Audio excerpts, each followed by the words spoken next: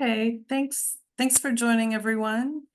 My name is Catherine Petrus, and I am pleased to introduce today's webinar, Ending Redlining Through a Community-Centered Reform of the Community Reinvestment Act. Next slide, please. Thank you. So a little bit about NCRC before we get started. For those of you who are not yet members and aren't familiar with NCRC, we're a coalition of over 700 organizations throughout the United States, all dedicated to making a just economy a national priority and a local reality. We work closely with our members to close the racial and socioeconomic wealth and opportunity divides. And we do this work in many ways, including organizing agreements between financial institutions and members to increase lending, investments, and philanthropy in neighborhoods that need it. We advocate for policies that encourage fair and responsible lending and reinvestment.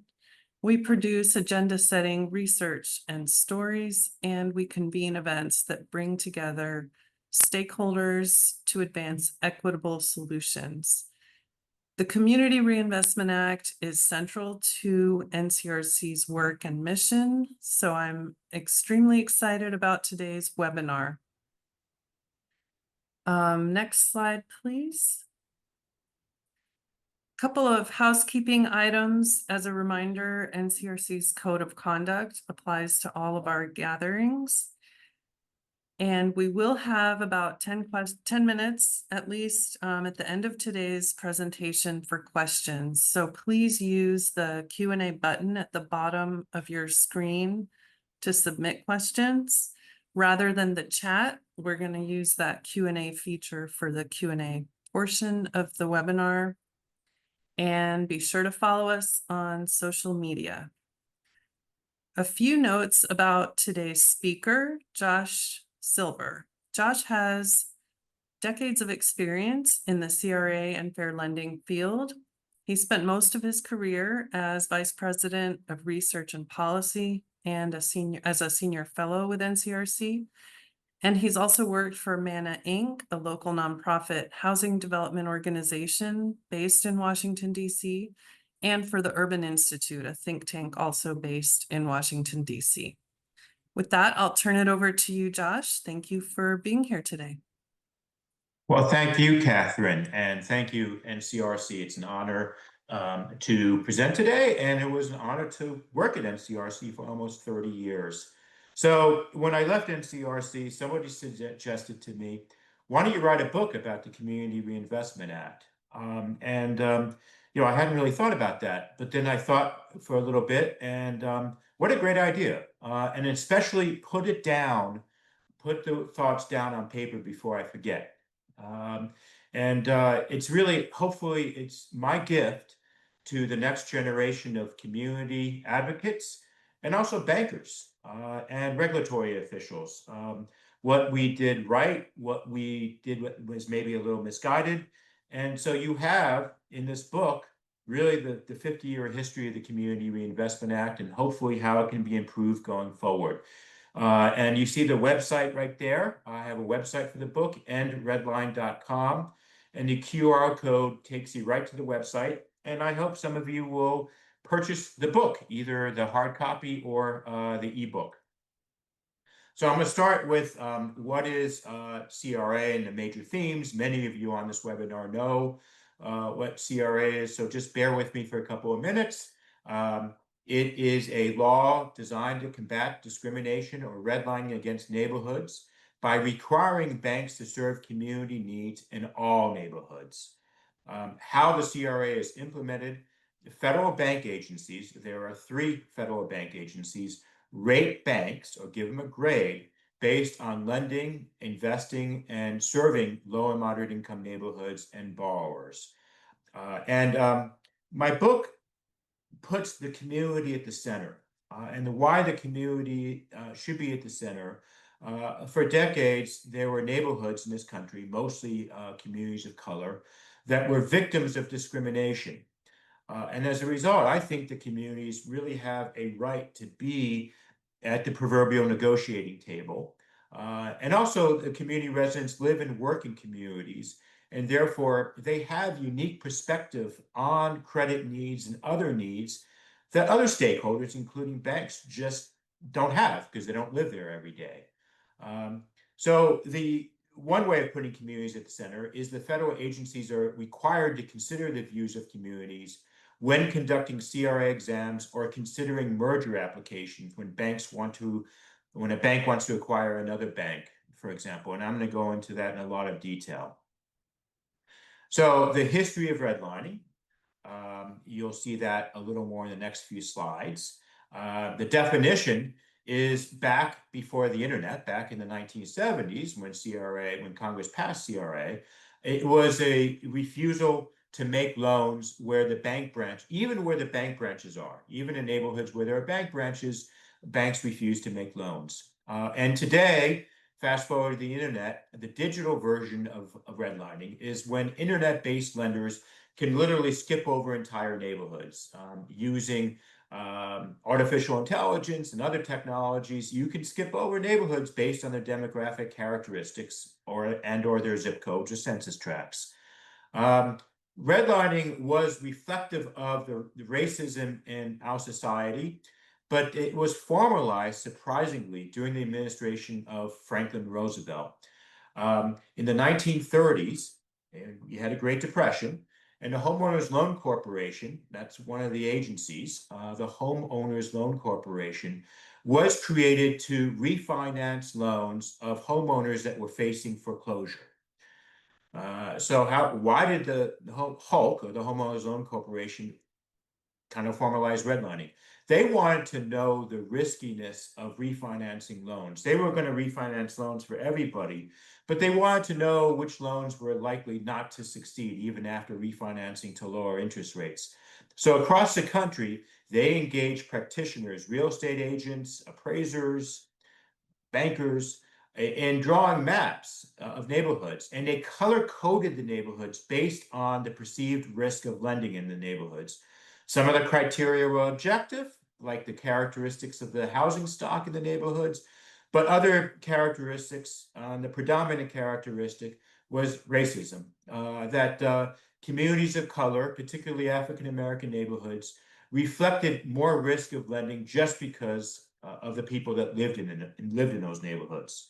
The least risky neighborhoods were color-coded green, and the riskiest neighborhoods were color-coded red. And decades later, these neighborhoods remain disadvantaged. After the Homeowners Loan Corporation, the Federal Housing Administration, came into existence, which really facilitated home mortgage lending by guaranteeing the loans. That if a loan went into a foreclosure, the bank didn't take the loss, but the Federal Housing Agency took the loss. And the Federal Housing Agency maps were very similar. They made maps too, which were very similar to the HOLC maps. A lot of it, based on racism. And it wasn't only redlining that disadvantaged communities of color and African-American communities over the decades. Various tools of segregation, including racial covenants, which prohibited homeowners from lending to people of color and also Jews and other recent immigrants during the 1930s. That was outlawed by the Supreme Court in the second half of the 1940s. But there were still other tools of segregation. Real estate agents would steer whites to only white neighborhoods and people of color to communities of color. Other forms of discrimination also put communities of color at a severe disadvantage. Anything from discrimination in the labor market to discrimination in the school system. And to give you one startling statistic of the disadvantage created by redlining, from 1930 to 1960, that's 3 decades, only 1% of FHA loans went to African Americans. African Americans were systematically cut off from the middle class. Most people entered the middle class by becoming homeowners. And these patterns repeated themselves in cities across the country. And the FHA had a considerably larger market presence than it has today. So that's just one statistic that shows you the systemic disadvantage that African Americans confronted. I'm going to talk to you a little bit about the story of Freddie Gray. How does redlining impact individual lives? This is a mural of Freddie Gray in his Baltimore neighborhood. It's a very sad story. Freddie, this is actually a map, a Hulk map of redlining. And you can see the red shaded neighborhoods were near the downtown in Baltimore. They were the neighborhoods deemed riskiest for lending. The green neighborhoods were deemed least risky for neighborhoods. The yellow neighborhoods were somewhere in the middle. Freddie lived in Sandtown, Winchester, which was just to the west of downtown, if you can see my cursor. And you can see the disadvantage, redlining and other forms of segregation and other forms of discrimination in other markets. Today, one statistics, the poverty rate in his neighborhood is 40%. And you can also see the adverse impact on high blood pressure and life expectancy. The life expectancy in his neighborhood was 69 years, almost more than 15 years shorter than people in the healthiest neighborhoods. Redlining and other forms of discrimination can dramatically shorten lives. And the other thing that confronted Freddie Gray was lead paint poisoning. He had an extreme form of lead paint poisoning. When you can't get loans for your housing stock deteriorates. And he had a severe cognitive deficiency. And when he was a young man, he was just hanging out of the street corner, and some cops approached him. And you get the history of policing in large cities in America, plus a cognitive disadvantage. The result was about 1 week later, Freddie Gray lost his life. So today, these statistics are based on some excellent NCRC research. 90%, well, hold it. About 2/3 of the neighborhoods characterized as hazardous are majority minority today. So 63%. So you can see how Hulk started a pattern over the decades of segregation and other discrimination that significantly disadvantages neighborhoods. You also have much less lending in those neighborhoods. You don't really have a viable lending market. And we did research that actually measures there's about twice as less loans per 100 housing units in formerly redlined neighborhoods. So decades later, this is a success story of reinvestment. You saw the incredible disadvantage of disinvestment, but years later, Community Reinvestment Act is passed, outlawing redlining. This is a map on the right that shows an FHA map very similar to the Homeowners Loan Corporation. If you know Washington, D.C., the red coded areas are predominantly minority, and to the west of downtown, or to the right of downtown, is a community called Anacostia, which was shaded red in the 1940s. But because CRA says you can't do redlining, and because there's housing nonprofits that are dedicated to creating affordable housing stock, on the left, you have a homeowner named Sabrina Walls, who is a proud homeowner of an affordable condominium complex that was built by Manna, which is a housing nonprofit in Washington, D.C. This is what reinvestment does. It gives people a quality of life. People live and they acquire wealth. And this is just a statistic about Manna. And a lot of these activities are helped by bank lending, that's stimulated by CRA. I did a study when I briefly worked at Manna about more than 700 Manna homeowners. Their median equity gain was $170,000. And these are people that didn't have wealth before they owned a home. So they could either go to college or send their kids to college or start a small business. Those in the homes the longest had a median equity gain of more than $500,000. Sabrina Walls herself is a single mother. She spent 5 years in Manna homeownership counseling. She worked really hard. So if people are given a hand up and they're willing to work hard and play by the rules, CRA and the nonprofit sector gives people a fighting chance. So I'm going to talk a little bit about a little more specifically about CRA now. Congress passed CRA in 1977. There was some incredible advocates in Chicago and other cities, but there was the mother of CRA is a woman known as Gail Sincata, and her organization, National People's Action, documented redlining in Chicago and was trying to prevent segregation or white working class neighborhoods that would transition to communities of color because predatory lenders and predatory real estate agents would scare the whites to sell their homes and then the African Americans would buy the homes at a markup. And again, they would experience redlining. So Gail Sincata created an interracial coalition to try to stop this. And one way to try to stop segregation was to try to get banks to make responsible home loans in inner city neighborhoods, that banks have an affirmative obligation to make loans in all communities. So William Proxmire, this is his definition of redlining, literally drawing a red line on a map and refusing to lend in those neighborhoods. And in the book, I described in chapter 4 how this legislation was passed. Really an incredible story. So how CRA works, the legislation, as I said before, requires banks to serve the needs of all communities, and it mentions low and moderate income communities specifically. It talks about deposit and credit needs. And there's a continuing and affirmative obligation, not just a one-time obligation, but a continuing and affirmative obligation.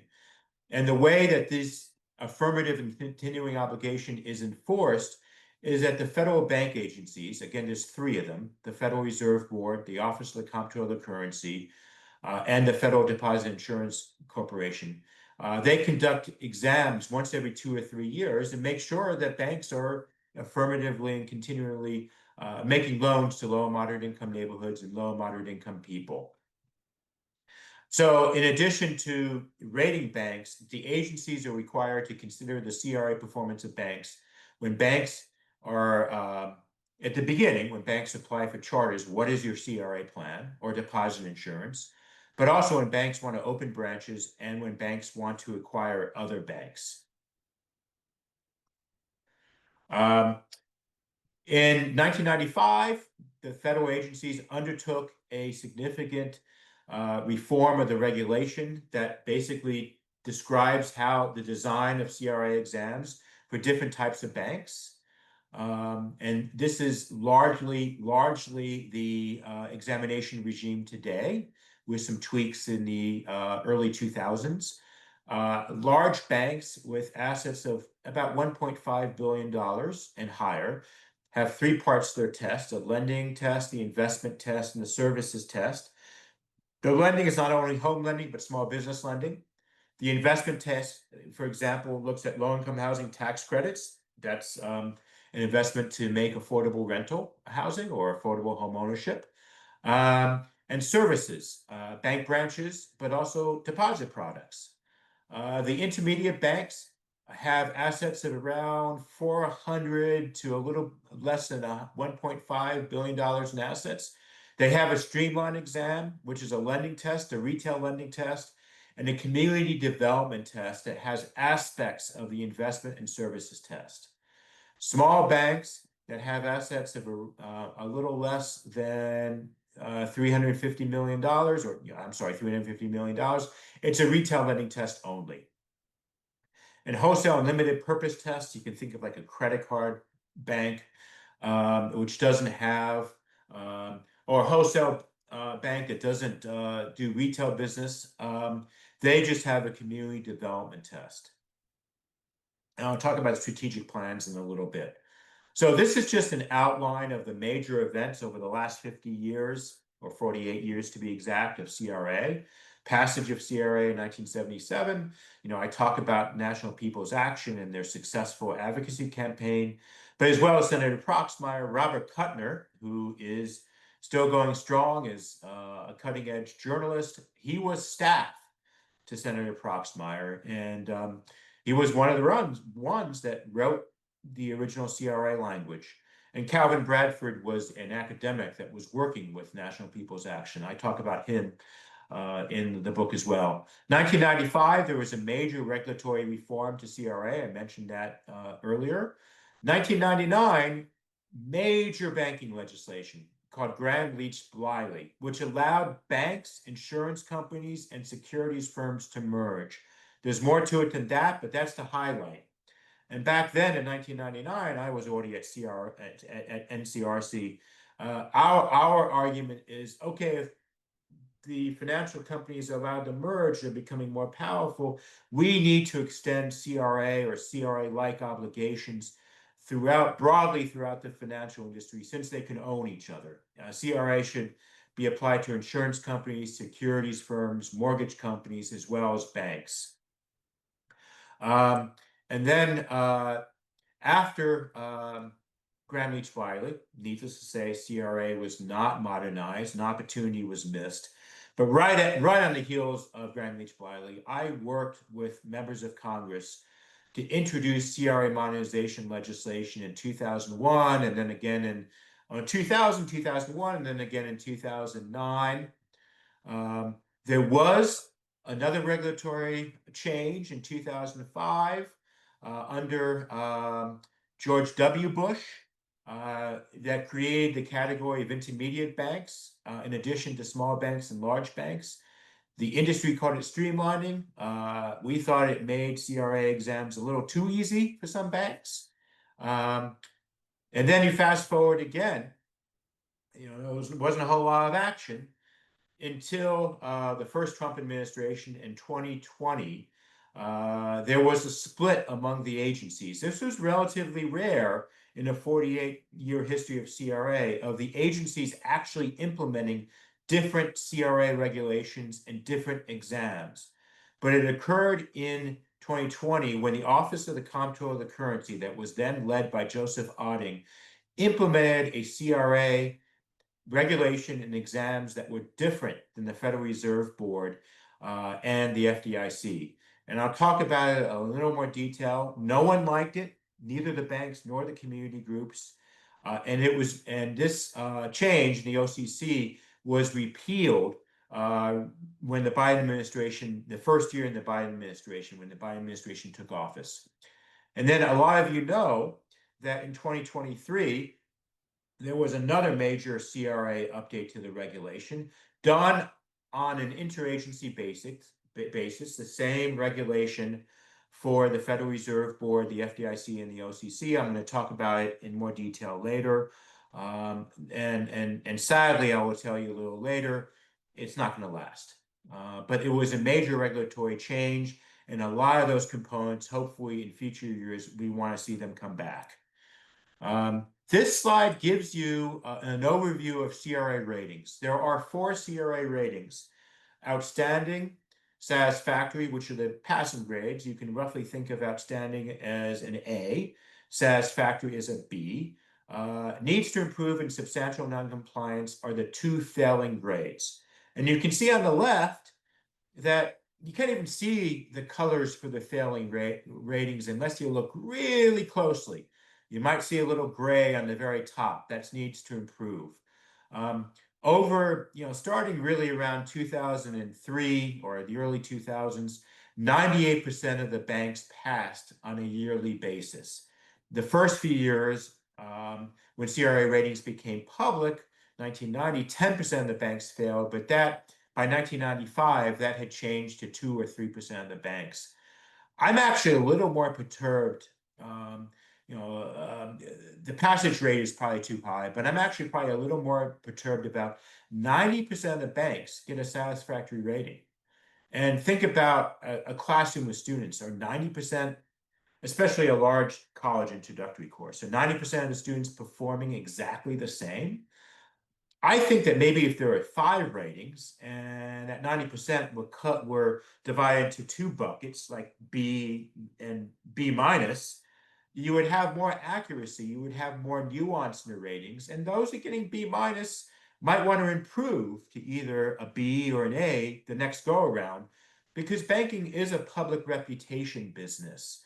And imagine a bank going to a governor of a state and saying, "Hey, I got a B minus on my CRA exam. Place your deposits in my bank, and we'll do great things for your communities."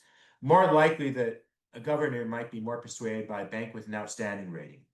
That was one of the things that the 2023 reform tried to address, not only CRA ratings inflation, but more nuance in the ratings. On the right, I talk about, I describe the grades by different categories of banks. You can see large banks get 20% of them on average get an outstanding rating. Small banks, it's about 6 to 8%, similar to intermediate small banks. I'm making a case in the book that the large banks at 20% outstanding, I think, is inflated, particularly on the lending test, because in some, especially with in many cases, small and intermediate small banks actually have a higher percentage of home loans, small business loans to low and moderate income borrowers or low and moderate income communities. So despite the grade inflation and the lack of nuance in grades, I'm going to show you a slide in a little bit that CRA has been effective. And it's even been effective when you consider the merger reviews. There's almost no denials at all overall when banks want to merge, and very rarely, if ever, a denial on CRA grounds. Just to give you one statistic from this slide, from 2018 through 2022, just one agency, the Federal Reserve Board, considered 494 merger applications, 455 approvals, just one denial, 24 withdrawals, which is kind of like a denial because the bank kind of figures that the handwriting's on the wall, and if the application goes forward, it will probably be denied. We don't know how many of those 24 withdrawals were really based on CRA grounds. Every once in a while, an agency conditions an approval. A merger application is approved, but it is made conditional upon specific improvements. And on the last bullet point on this slide, Renaissance, which was a bank based in Mississippi, they wanted to acquire merchants and farmers. And a lot of NCRC members commented on this application during the public comment period. And they documented through data analysis that the lending performance of Renaissance to low and moderate income people and people of color was indeed poor. So the FDIC required the bank to submit an improvement plan. And in future years, when you took a look at the HMDA data, the bank had indeed improved lending to low and moderate income people. So even when even when denials based on CRA performance is rare, in some high-profile cases, if there are conditional approvals, or I'm going to talk about community benefits agreements, this can affect mergers industry-wide or several bank mergers, and you can actually get increases in lending for a certain time period, depending how rigorous the federal agencies are enforcing CRA. This slide actually shows you that CRA has been effective, even with the weaknesses I mentioned just in the last few slides. There was a Philly Federal Reserve Bank study, and one of the economists documented that when a census tract loses CRA eligibility, either because income has increased in the census tract or a map boundary is redrawn, lending can actually decrease by 10 to 20%. So CRA, by pushing banks to continually and affirmatively meet their obligations, can significantly increase lending. Increasing lending even by 10% can make a difference between a viable lending market and a neighborhood that does not have a viable lending market. There was a Federal Reserve study that documented the same similar impact on small business lending. So why is this going on? Before CRA and there was redlining, banks would overlook profitable lending opportunities, safe and sound lending opportunities in underserved neighborhoods. So the economic term for this is CRA corrects for market failure by asking banks to work a little harder to identify profitable lending opportunities. So one reason for the CRA bump in lending. So community benefits agreements, we used to call them CRA agreements. We changed the name to community benefits agreements because under banking law, when a bank merges, they are required to demonstrate how the merger is going to result in a community benefit, which is usually measured by a higher amount of loans or services after the merger. Community benefits agreements are not required by the CRA statute or the regulation, but they are a very concrete way for banks to demonstrate their community benefit. And they are literally plans for after the merger that the two banks merging are going to make a higher dollar amount or percentage of loans to people of color, to low and moderate income people, to underserved neighborhoods. And just to give you a sense of how these, this is real dollars. Since 2016, NCRC and member organizations have negotiated CBAs with 22 banks for a combined $588 billion in mortgage, small business lending, and community development finance. And before NCRC was keeping systematic statistics on its activity, in earlier years, I had documented literally trillions of dollars in CRA agreements or community benefits agreements. And Bostic and Robinson, two economists, they spent a summer in an NCRC conference room, and I gave them hard copies of CRA agreements. There was about 400, I think, at that time. And they documented between 1993 and 2001 that after a CRA agreement, CRA eligible lending was 65% higher by the number of loans. But this was only for like 3 years. You had to actually bump up. You actually had to renew the CRA agreement after 3 years if you wanted to continue the progress. What do the CRA critics say? The CRA critics say, oh, CRA is $1 trillion shakedown. Community groups call banks bad names during merger applications, so the banks cave and make these community benefits agreements. A lot of this lending is forced. It's unprofitable. It's not safe and sound. CRA caused the financial meltdown. Well, in one of these boxes, there was a lot of study about lending during the subprime era, during the era of risky lending.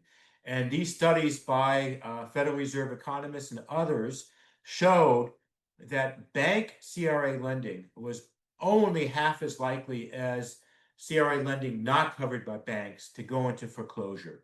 In other words, the lending done by mortgage companies, which is not covered by CRA, was much more likely to go into foreclosure. And that only 6% of the subprime loans during this time period were made by banks in their assessment areas. And 94% of the subprime loans are made by other institutions and outside of banks' assessment areas. So that I go through the book how I think that the CRA critics don't get it right. Now, the next couple of slides talk about public participation in the CRA process. Actually, commenting on CRA exams does not occur as often. It's kind of hard. You got to do sophisticated data analysis. More common is participation during the merger application process and negotiation over CBAs. The more common form of community group activity on CRA is actually during merger applications. But also on a day-to-day basis, and this is very, very important. Partnership building with banks for doing housing counseling or lending programs or small business counseling or affordable rental development. So the partnership building is often overlooked, but CRA has created an infrastructure for lending and community development, incredibly important over the last 40 years. And these are some of the heroes I talk about in the book. Nimush Sakam on the left was at a hearing on the West Coast. He wants the CRA plan and public hearings. And the woman on the right is a proud homeowner of CRA financed affordable homeownership.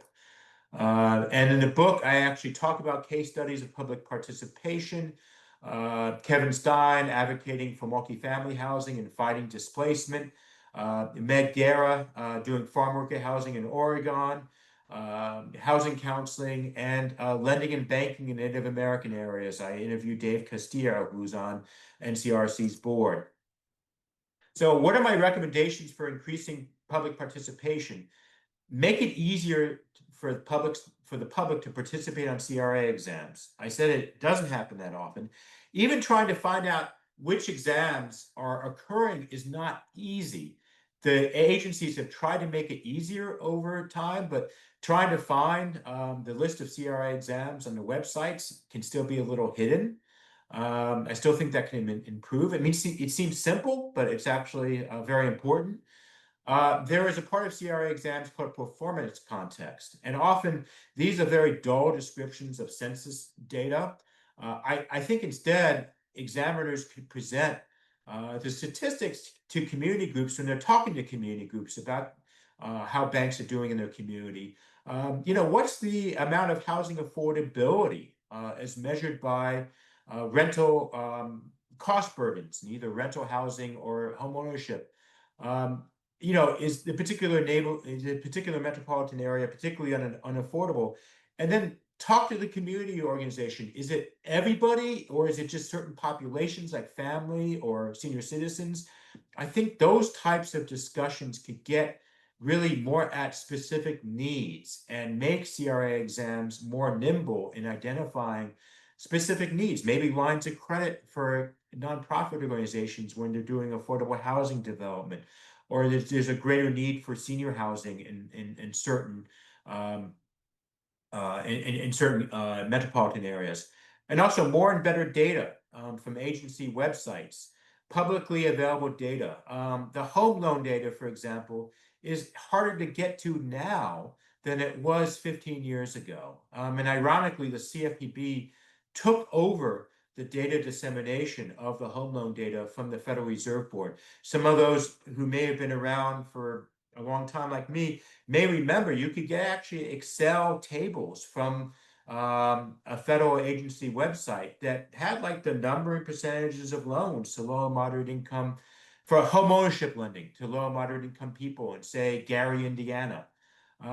You really can't do that anymore from the CFPB website. You have to download raw data, which a lot of people don't want to or don't have the time to analyze, either through Excel or through a more sophisticated data program. So better data is very important to comment on CRA exams and merger applications to increase the amount of participation. Make CRA exams less binary. It just seems like pass or fail. That's like the major conclusion. But banks have a lot of differences in performance across metropolitan areas. They could get a barely passing grade, like a low satisfactory in a particular area. And so talk about that more. The CRA exam should talk about that more, and expectations for improvement section. Or maybe they need to do better in financing housing for older adults. And require improvement plans. There is something in the regulation when a bank fails, they have to indicate in its CRA public file that anybody can get how it's going to improve. But maybe where it's gotten a low satisfactory rating, it gets grades on a state level and also for multi-state metropolitan areas, a metropolitan area that crosses two states, say Cincinnati is an example, they get low satisfactory or less on either a state or a metro level. Require an improvement plan subject to public comment. Less of a binary thing, increasing more opportunities for public improvement and more rigor in the process, which should increase lending in areas where banks need to do better. But how about public hearings for 50 of the largest banks, not only on mergers, but on CRA exams? This was actually an idea from National People's Action in the 1970s. I think it should be reconsidered. I thought it was a very good idea. because a community organization is not going to do an analysis of 100 metro areas for like a large bank, but in a public hearing can talk about the needs in its area, which is also very important. Make commenting on CRA exams more possible by increasing the precision of the performance measures. Percentage of loans to low and moderate income people. How do you compare a bank to other banks? The 2023 reform really had thresholds that were more precise in awarding a rating on, say, the lending test, whether it's outstanding, a high satisfactory, or low satisfactory. The increased precision made it easier for community banks and banks to know, community organizations and banks to know what performance merited what ratings. And actually that could probably facilitate more public participation. In the auditing reform in 2020, the CRA reform that was discarded, it was basically trying to boil down CRA to just one ratio, the dollar amount of activities divided by the deposits of banks. And the reason why that's not helpful is it could lead to banks seeking out the largest deals.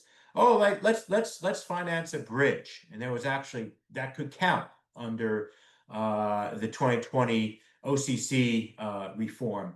And so that a lot of dollar amount, but what does a bridge do in Queens or Brooklyn that really has needs for microfinance, small business loans, smaller dollar amounts, but the ratio for the bank wouldn't be as good if they focused on smaller types of financing, which was really needed. And I talked about the going more towards 5 ratings. There wasn't 5 ratings in the 2023 reform, but there was a scoring system that had points that made it more like 5 ratings. Okay, mergers and public participation. The Federal Reserve Board had a footnote in merger approvals for years, and even still now, it would say CBAs are not required by the CRA statute. Well, we know that, but having that as a footnote can kind of be a discouragement.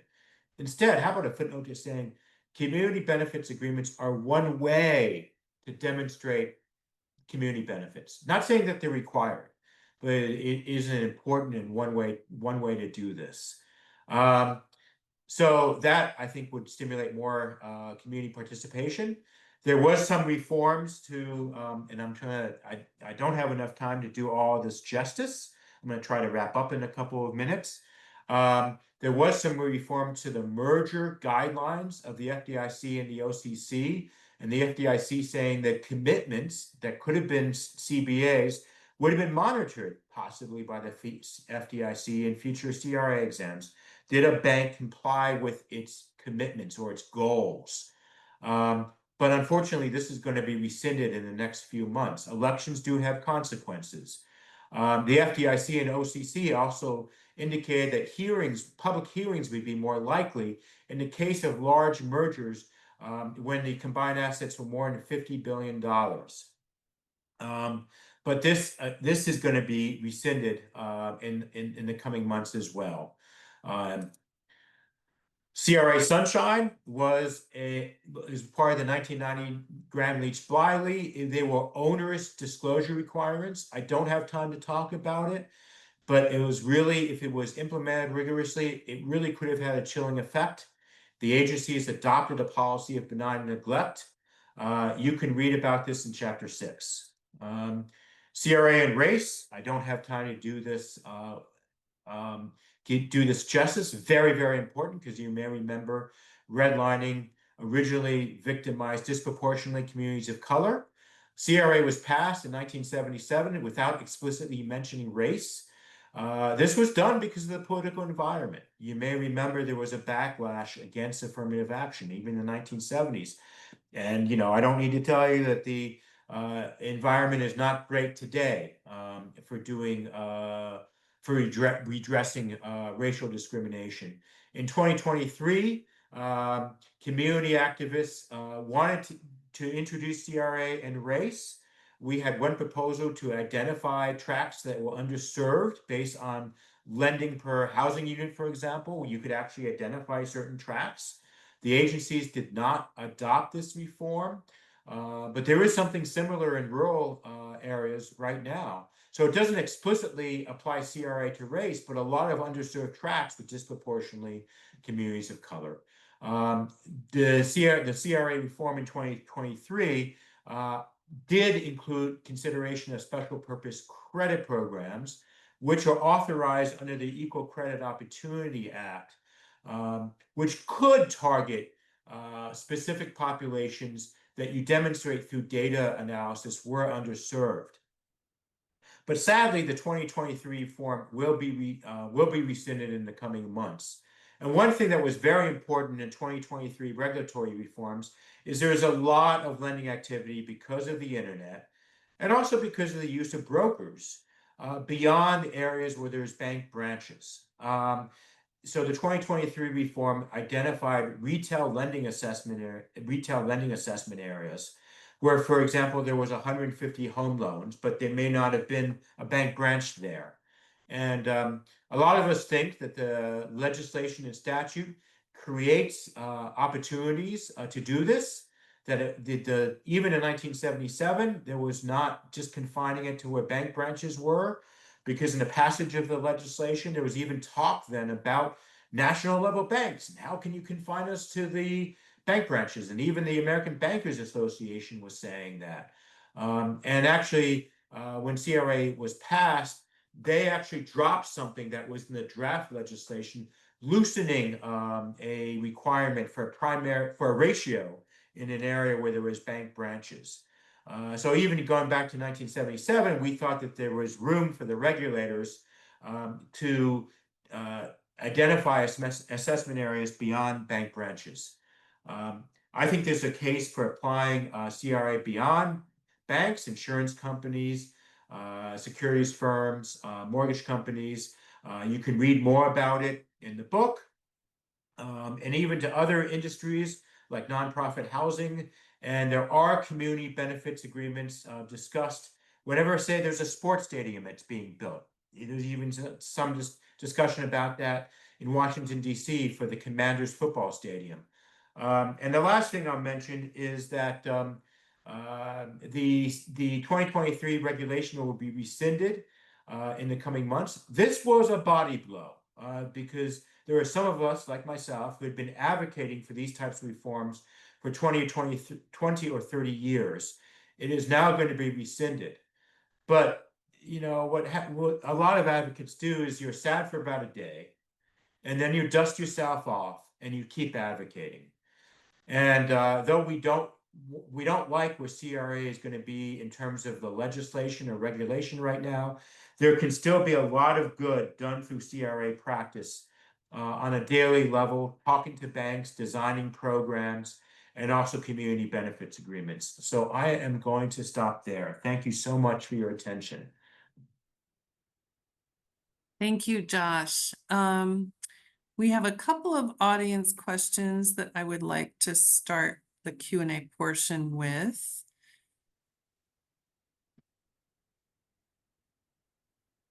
First question I want to start with is, what do you see as a strategy to support CRA, given that it is under attack by the current administration? Well, that's a very good question. One thing you do is you document its benefits. NCRC's research department, I'm not giving its work because there's already been discussion about this, but they're going to document in a data-driven way CRA benefits by metro area, by rural county, but also do this in your community. It was a board member, Shelley Sheehy. She was based in Iowa. And there was a moderate Republican, Jim Leach, who just recently passed away. Great guy. And he was originally a CRA opponent. But what did Shelley do? Shelley walked Representative Leach literally around neighborhoods and pointed to the congressman, the affordable housing developments, the small business incubators. So guess what? Representative Leach went from an opponent to a supporter of CRA. So do this with your senator, your local congressman, and also state and local officials. there's nothing about concrete benefits that can demonstrate its importance and hopefully um, bolster it even during these times. And banks are supporters as well. There's a CRA infrastructure. There's a lot of people in banks who do CRA and believe in CRA. It's their job to improve the CRA performance of banks, and they would defend CRA. So work with banks and also defending and promoting CRA. Thank you. We've also had a couple of questions about state level CRA statutes. Josh, what are your thoughts on state-based CRAs? Do you think those efforts will gain momentum given the federal outlook right now? Very possibly.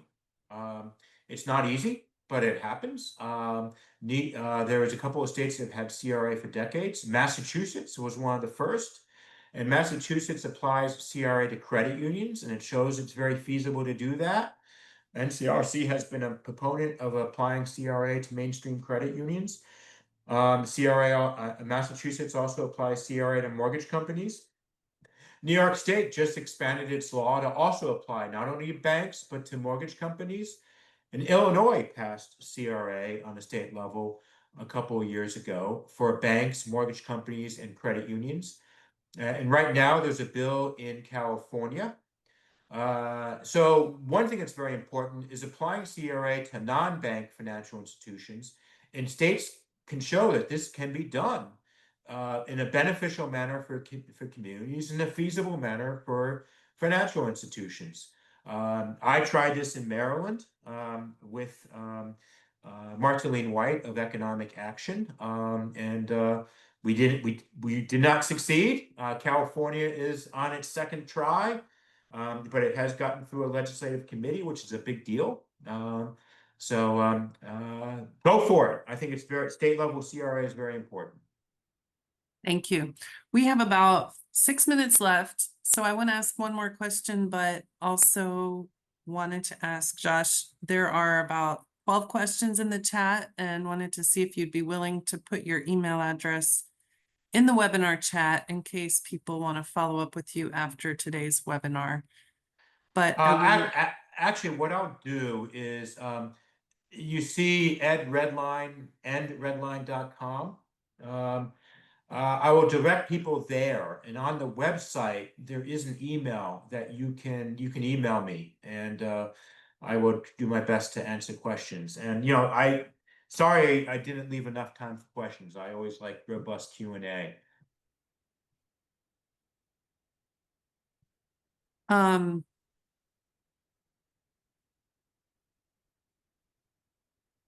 me at least get one or two more questions in.